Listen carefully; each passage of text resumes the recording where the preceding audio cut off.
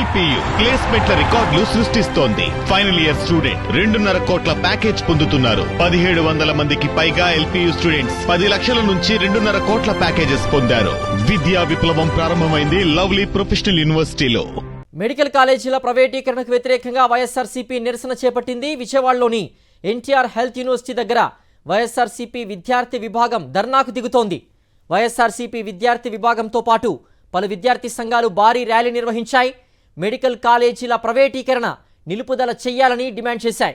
విదేశీ మెడికల్ స్టూడెంట్స్కు న్యాయం చేయాలని నినాదాలు చేశారు విద్యార్థి సంఘాల నాయకులు.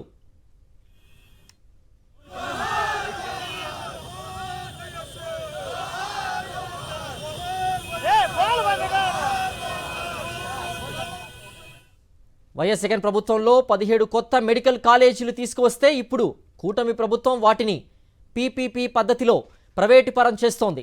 పులివెందుల మెడికల్ కాలేజీకి కేటాయించిన 50 సీట్లు వద్దని కేంద్రానికి కూటమి ప్రభుత్వం లేఖ రాసింది.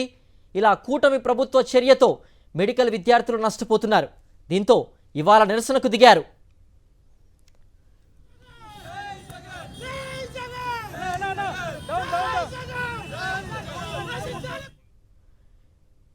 ఎన్టీఆర్ హెల్త్ యూనివర్సిటీ నుంచి మరింత సమాచారం మా ప్రతినిధి సురేంద్ర అందిస్తారు. సురేంద్ర, మెడికల్ కాలేజీల ప్రైవేటీకరణకు వ్యతిరేకంగా వైఎస్ఆర్సీపీ నేతలు విద్యార్థి సంఘాలు చేపడుతున్న నిరసన ర్యాలీకి సంబంధించిన పూర్తి అప్డేట్స్ ఏంటి?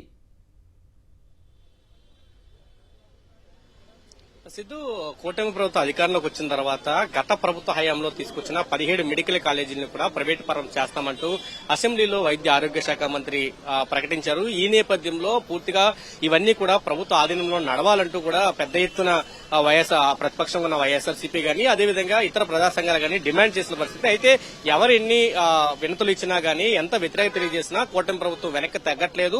ఖచ్చితంగా 17 కాలేజీలను ప్రైవేట్ పరం చేస్తామంటూ మంత్రి అదే స్టాండ్ ని చెప్పిన పరిస్థితి. కూటమి ప్రభుత్వం కూడా ఇదే స్టాండ్ కట్టుబడి ఉందంటూ కూడా వాళ్ళు చెప్పిన పరిస్థితి కనిపించింది. దీనికి వ్యతిరేకంగా అంటే ప్రైవేట్ కాలేజీల ప్రైవేటీకరణకు వ్యతిరేకంగా, ప్రభుత్వ మెడికల్ కాలేజీల ప్రైవేటీకరణకు వ్యతిరేకంగా ఈ రోజు వైఎస్ఆర్సీపీ విద్యార్థి విభాగం ఎన్టీఆర్ హెల్త్ యూనివర్సిటీ ముందు ధర్నాకి పిలుపునిచ్చిన నేపథ్యం కనిపిస్తుంది.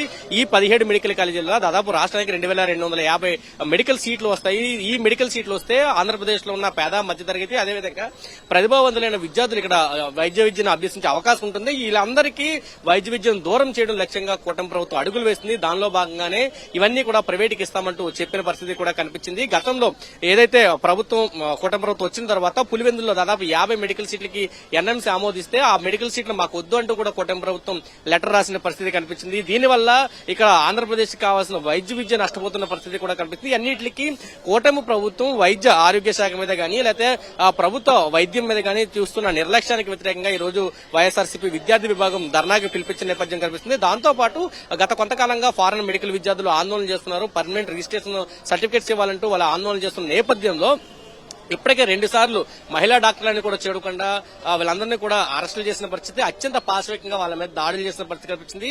దీని మీద రాష్ట్ర వ్యాప్తంగా పెద్ద ఎత్తున ప్రభుత్వం మీద వ్యతిరేకత వచ్చింది. ఖచ్చితంగా వీళ్ళందరికీ కూడా పర్మనెంట్ రిజిస్ట్రేషన్ ఇవ్వాలంటూ ఇటు వైఎస్ఆర్సీపీ విద్యార్థి విభాగం కూడా ఆందోళన చేస్తున్న పరిస్థితి. వైఎస్ఆర్సీపీ డాక్టర్స్ కూడా డాక్టర్స్ వింగ్ కూడా వాళ్ళకి మద్దతు తెలియజేసిన పరిస్థితి. ఈ 2 అంశాలను ప్రధానంగా తీసుకుని ఈ రోజు ఎన్టీఆర్ హెల్త్ యూనివర్సిటీలో ధర్నాకి నిరసనకి పిలిపించిన నేపథ్యం కనిపిస్తుంది.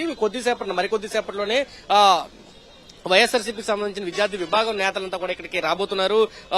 ఎన్టీఆర్ జిల్లా అధ్యక్షుడు దేవినేని అవినాష్ ఇంటి దగ్గర నుంచి భారీ ర్యాలీగా విద్యార్థులు అదేవిధంగా విద్యార్థి సంఘం నాయకులు పెద్ద ఎత్తున వస్తున్న పరిస్థితి కూడా కనిపిస్తుంది. కూటమి ప్రభుత్వ అధికారంలోకి వచ్చిన తర్వాత వైద్య విద్యను నిర్లక్ష్యం చేస్తుంది. దానిలో భాగంగానే పీపీపీ ప్రభుత్వంలో నడవాల్సిన వైద్యాన్నంతా కూడా ప్రైవేటు పరం చేసే విధంగా కూటమి ప్రభుత్వం అడుగులు వేస్తున్న నేపథ్యంలో దానికి వ్యతిరేకంగా వైఎస్ఆర్సీపీ విద్యార్థి విభాగం ఈ రోజు ఆందోళనకి పిలిపించిన పరిస్థితి కనిపిస్తుంది.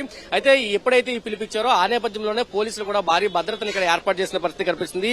ఎవరిని కూడా రాకుండా ఉండేందుకు అడ్డుకుంటున్న పరిస్థితి కూడా కనిపించే అవకాశం ఉంది. ఎందుకంటే ఇప్పటికే వైద్య విద్యార్థులు ఇక్కడ ఆందోళన చేస్తే వాళ్ళంతా కూడా అరెస్టులు చేశారు. దాదాపు 69 మంది మీద కేసులు పెట్టిన పరిస్థితి కూడా కనిపించింది. ఆ నేపథ్యంలో అది ఒక డిమాండ్ గా ఈ రోజు వైఎస్ఆర్సీపీ విద్యార్థి విభాగం నేతలు పెడుతున్న నేపథ్యంలో కొంత ఇక్కడ పోలీసు భారీ భద్రతను అయితే ఏర్పాటు చేసిన పరిస్థితి కనిపిస్తుంది. అయితే లోపలికి పంపిస్తారా లేదని అయితే వేచి చూడాల్సిన అవసరం అయితే ఉందనే చెప్పాలి. ప్రభుత్వం పూర్తిగా వచ్చిన దగ్గర నుంచి కూడా ప్రతి దాని మీద కూడా నిర్బంధాన్ని ప్రయోగిస్తుంది. సమస్యలు ఏవైతే ఉన్నాయో ఆ సమస్యలన్నింటినీ కూడా పరిష్కరించాలని కోరుతున్నా ఏ ఒక్క సమస్యని పరిష్కరించకుండా నిర్బంధాల ద్వారా ఉద్యమాలు అణచివేసే పరిస్థితి కనిపిస్తుంది. ఖచ్చితంగా 17 మెడికల్ కాలేజీలని ప్రైవేట్ నుంచి మినహాయించి ప్రభుత్వంలోనే కొనసాగించాలంటూ వైద్య విద్యార్థులు గాని, అదేవిధంగా విద్యార్థుల తల్లిదండ్రులు గాని, అదేవిధంగా వైఎస్ఆర్సీపీ విద్యార్థి విభాగం నేతలు అయితే డిమాండ్ చేస్తున్న పరిస్థితి మనకు చాలా స్పష్టంగా కనిపిస్తుందని చెప్పొచ్చు. మరికొద్ది సేపట్లోనే వైఎస్ఆర్సీపీ విద్యార్థి విభాగం నేతలంతా కూడా ఎన్టీఆర్ హెల్త్ యూనివర్సిటీకి చేరుకున్నారు. సిద్ధు. ఓకే సురేంద్ర.